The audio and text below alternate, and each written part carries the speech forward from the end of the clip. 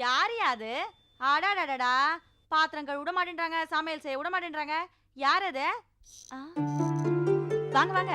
மகேந்திரன் தம்பியா? நல்லா இருக்கீங்களா? புள்ளைங்கலாம் ஸ்கூலுக்கு போயிருக்காங்க. கலா. தோ உள்ள தான் இருக்கிறாங்க. கலாகண்ணு, உன் ஹஸ்பண்ட் வந்துக்கிறாரு. வாங்க வாங்க.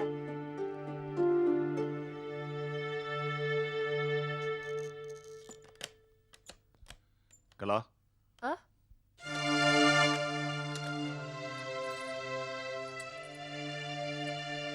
நேத்து திவ்யா உடம்பு சரியில்லைன்னு கேள்விப்பட்டேன். மனசு கஷ்டமா இருந்தது.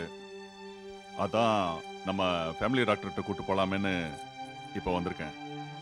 நேத்தி கொஞ்சம் உடம்பு சரியில்லாம தான் இருந்தது. பட் இன்னைக்கு பரவாயில்ல. இன்னும் உங்களுக்கு எங்க மேல உள்ள கோவம் தெரியலன்னு நினைக்கிறேன். மறுபடியும் வீட்டுக்கு வரதை பத்தி ஏதாவது யோசனை பண்ணீங்களா? நான் சொல்றேன், தப்பா நினைச்சுக்காதீங்க.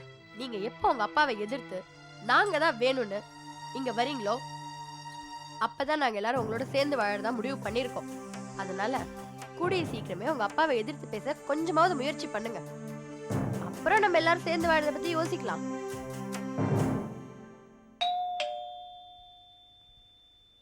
ம், ஹம். அடாடடடா! நான் என்ன சமையல் பண்றதா ஓனாமா? இந்த வீட்ல படா பேஜாராக்கிதே. என்னங்க ஐயா இது? கண்ணு, வாங்க தம்பி, வாங்க தம்பி. லக்ஷ்மி. ஆ, லட்சுமி கண்ணு மேலக்குது.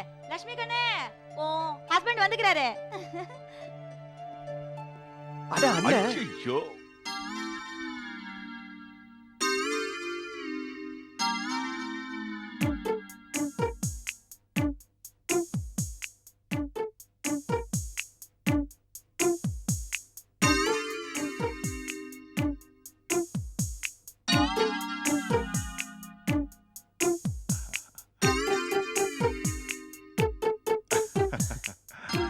என்னடா ஃபேக்டரி போலியா?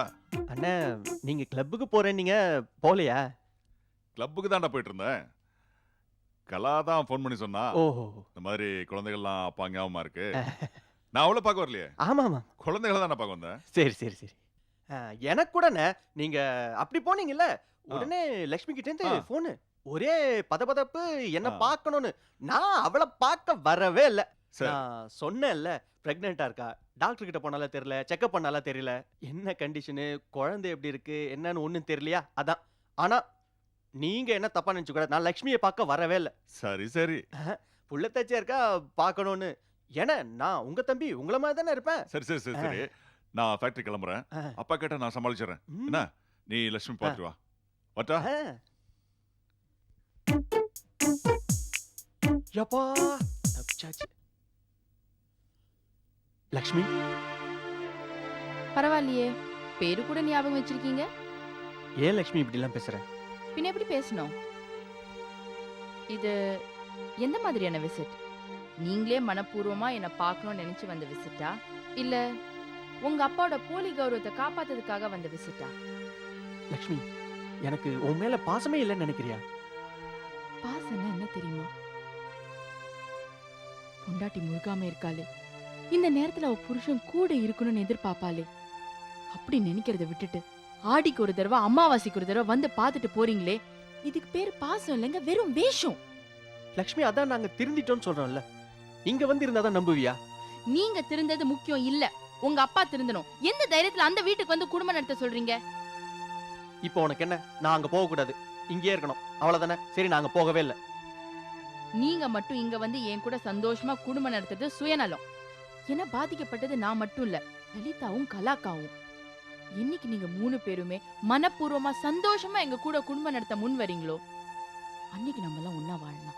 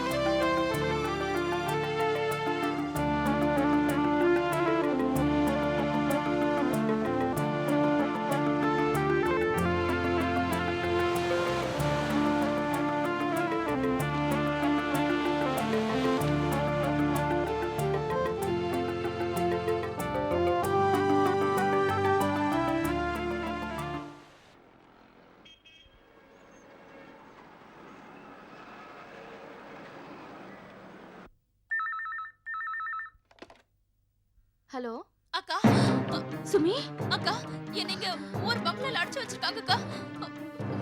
எங்க இருந்து பேசுற? எனக்கு கரெக்டா தெரியலக்கா. ஆனா நான் இருக்கிற பங்களாக்கு பக்கத்துலயே பீச் இருக்கு. கரெக்டா சொல்லி தொலை, உளறாத. சுமி சுமி ஹலோ.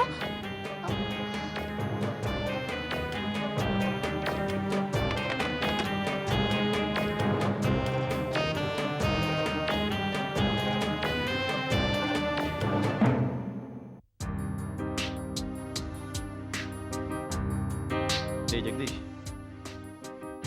இப்ப பவித்ரா தாண்டா நமக்கு ப்ராப்ளமா இருக்கா? அவ டெல்லிக்கு போய் சும்மாவே இருக்க மாட்டேங்கிறடா.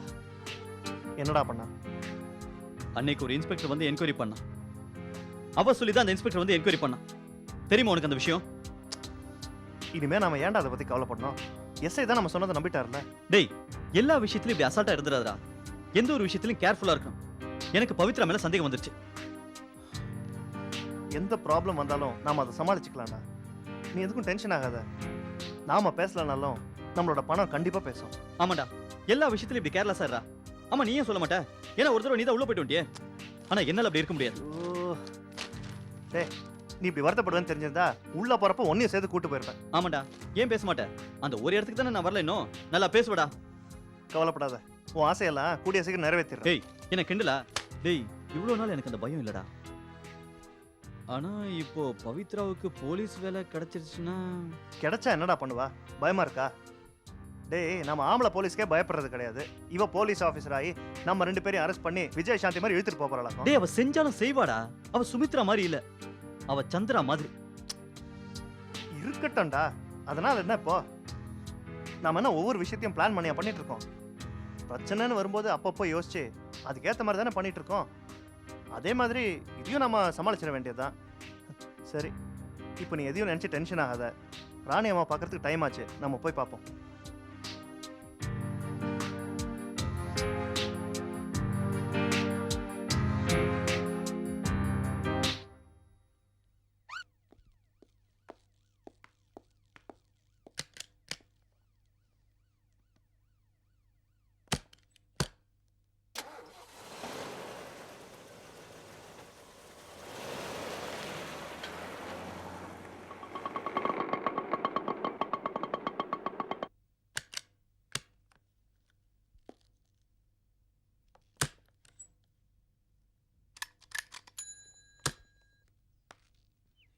என்ன சந்திரா, திடீர்னு நேர்ல வந்திருக்கீங்க?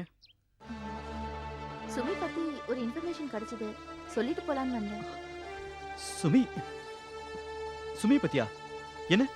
சுமி இன்னைக்கு காலையில எனக்கு ஃபோன் பண்ணியிருந்தா. எங்க அடிச்சு வச்சிருக்காங்கங்கிற விஷயத்தெல்லாம் என்கிட்ட சொல்லிட்டா.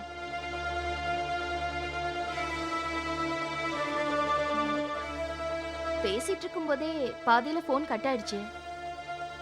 நான் போலீஸ்க்கு எல்லாமே இன்ஃபார்ம் பண்ணிட்டேன். இன்னும் கொஞ்ச நேரத்துல அவளை எப்படி தேடி கண்டுபிடிச்சிருவாங்க. என்னோட சந்தேகம் எல்லாம் சுந்தரேசன் மேலதான். என்ன பழி வாங்குறதுக்காக தான் அவன் இப்படி எல்லாம் பண்ணிட்டு இருக்கான்னு நான் நினைக்கிறேன்.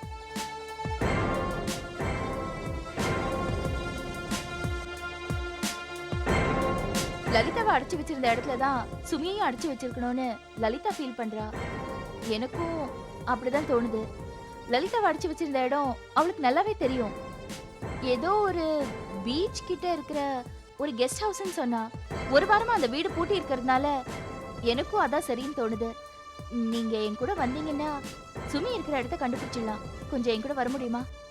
இல்ல, எந்த தடயங்களும் இல்லாம சுமி அங்கதான் இருக்கான்னு நாம எப்படி முடிவு பண்றது? நீங்க பேசுறத பார்த்தா சுமி கிடைக்கவே மாட்டாங்கிற மாதிரி பேசுறீங்க. பொண்டாட்டியை தேடி கண்டுபிடிக்கணும்னு கொஞ்சம் கூட அக்கறை இல்லையா உங்களுக்கு? சின்ன தடயம் கிடைச்சா தேடி பார்க்க வேண்டாமா? இல்ல, நான் அப்படி ஒண்ணும் சொல்ல. சரி, தடயம் இருக்கு. நீங்க எங்க இருக்குன்னு அட்ரஸ் சொல்லுங்க. நீங்க வரதுக்குள்ள நாங்க போய் காப்பாத்தி கூட்டு வந்துடுறோம். நான் உங்களுக்கு 1/2 an hourல ஃபோன் பண்ணி நான் எங்க இருக்கேன்னு எல்லா டீடைல்ஸையும் கொடுக்குறேன். அதுக்கப்புறம் நீங்க வந்தா போதும். சரி, நான் வரேன்.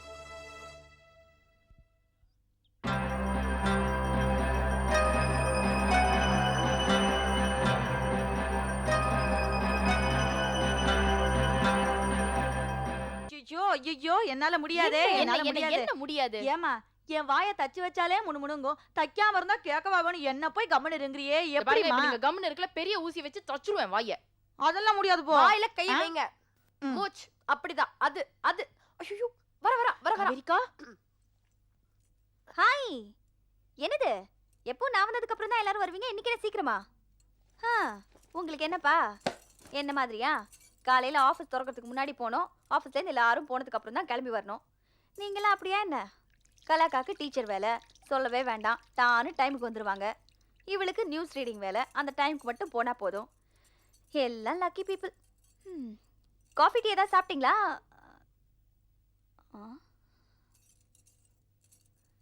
என்னாச்சு? ஏன் ஒரு மாதிரி சைலண்டா இருக்கீங்க? காவேரிக்கா, காவேரிக்கா, என்ன நீங்களும் இப்படி சைலண்டா இருக்கீங்க? என்னாச்சு? அட, கேட்டுட்டே இருக்கேன், இந்த பக்கம் திரும்பினா என்ன அர்த்தம்? என்ன வந்தோடனே அது இதுன்னு பேசி டப்பு டப்புன்னு வாய் அடிச்சிருவீங்களே, ஏதோ பனிஷ்மெண்ட் கொடுத்த மாதிரி நிக்கிறீங்களே, என்ன பிரச்சனை? சரி, ஏதோ நடந்திருக்கு, ட்ரெஸ் சேஞ்ச் பண்ணிட்டு வந்து பேசிக்கிறேன். நான் சொல்லட்டுமா?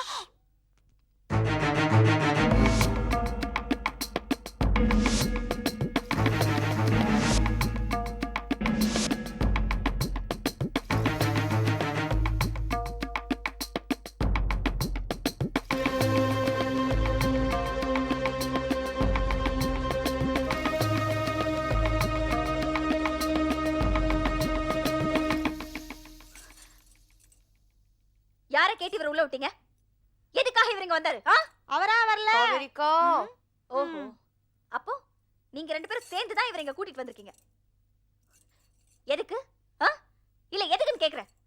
கண்டவ கூடயும் கண்ட இடத்துல சுத்திட்டு கால கையை உடைச்சிட்டு வருவாரு, நான் கவனிச்சுக்கணுமாமா? இப்ப மட்டும் நான் தேவையாமா? எனக்கு என்ன தலையிட்டான்னு கேக்குறேன். அதானே கேக்குறேன்.